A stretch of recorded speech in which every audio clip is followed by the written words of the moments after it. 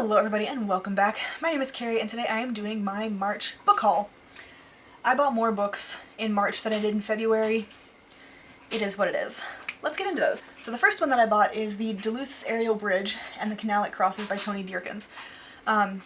These are not in chronological order of when I bought them. This is actually the last book I bought, but at any rate.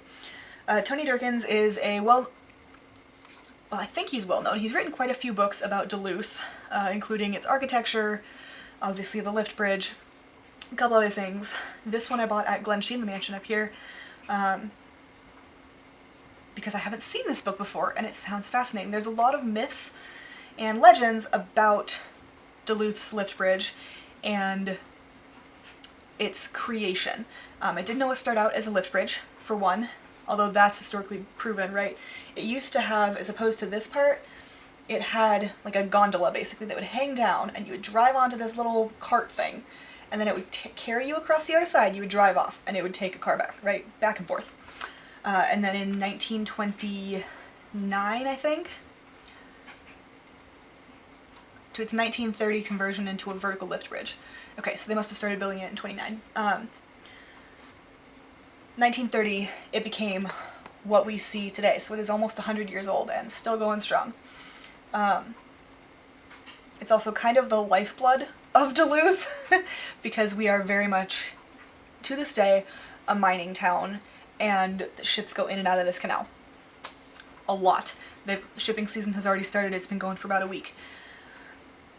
All of that to say, I'm excited to read this book. It's a nice short story. It's got some beautiful pictures, some really cool artwork in it, and I'm excited to learn more about my city. Oh, I'm excited about this one. Oh man, sorry, lots of things flashing through my brain. I work at the courthouse and one of my very dear coworkers retires, or retired, and as a retirement gift, I'm pretty sure we should have been giving her gifts. I did. But she also chose to give myself and our boss a book each. And a beautifully beaded bookmark. Oh my god, stunning. I'll show you that later. I need to update my bookmarks. But anyway, she gave me this one, which is Dust Child by Nguyen Phan Khai Mai, which is a dual perspective or dual timeline with the Vietnam War. Oh god, what is it? Sisters in the Vietnam War, who end up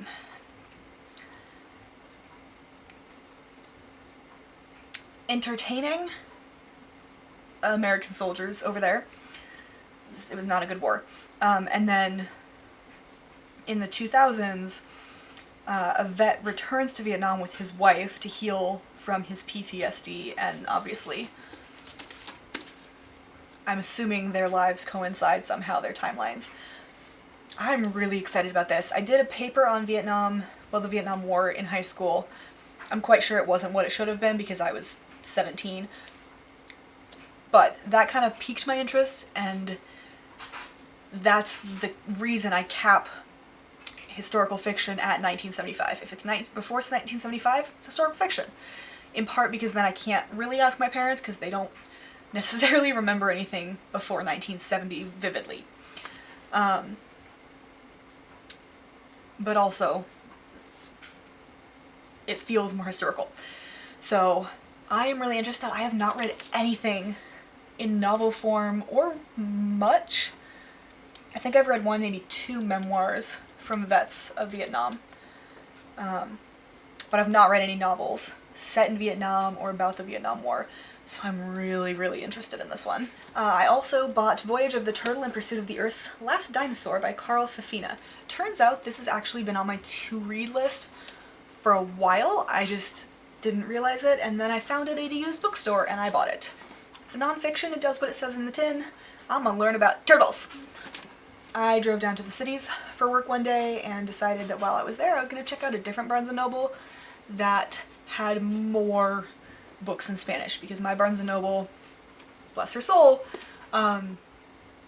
is lacking in that department. And I found this one, Mujer de Luz by Kali Fajardo Anstine? Interesting. But anyway, this one is... Oh, now I have to read and translate at the same time. Alright, please hold. To be fair, I saw Denver in this and I was like, oh my god, Denver! We're fighting white supremacists. It's historical fiction, and quite frankly, that was really kind of what sold it to me, right? Is Denver and we're fighting white supremacists.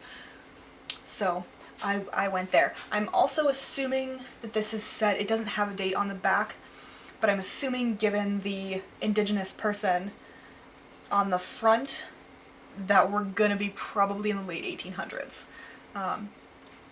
For multiple historical reasons, but that's my assumption. Mind you, that one will probably take me a while to get to because it's in Spanish and it's not my first language and it's real rusty right now. Then I also got Shenanigans, edited by Mercedes Lackey. This is a collection of short stories in her Valdemar world, and it's just cute, and I haven't seen this one, and there's 19 different authors. So I thought that'd be fun. One I actually need to read, so this is technically on my April TBR as well, but I forgot it, is The Wolf's Trail by Thomas Peacock.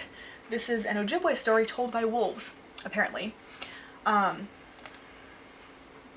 forbid they should put a synopsis on the back. Thankfully, it's a short book, because I have less than a week to read this when I'm filming this. This is the book we're reading for my book club on Easter weekend, and I'm curious to read it. I go in with a little bit of hesitation because the last local author we read was not great, but I'm hopeful. I'm holding out hope for this one, hoping it's better, especially because it's told by wolves. That could be really interesting, so I'll let you know. I have been staring at this one forever, and this is Cast: The Origins of Our Discontents by Isabel Wilkerson. I literally have been staring at this every time I go into the bookstore, like, oh, I really want to read this book, I really want to buy it. Never did. It was 40% off, so I bought it. Non-fictions, obviously it talks about caste, racism, disparity, all that kind of stuff. And then the last book is probably the book I'm most excited for, actually, and that is Kaikeyi by Vaishnavi Patel.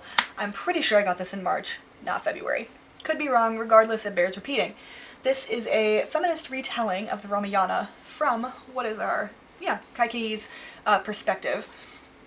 She is essentially married off to the king and villainized, or vilified, in the Ramayana, and this takes it and tells her story, kind of in the manner of Circe by Madeline Miller. So if you like that one, check this out. It is phenomenal. Oh my god, so good. And now I finally have it. So, very excited about this one. I have already read it. I read it when it came out, but I wanted a paperback copy. So, I did that. And I'm beyond thrilled.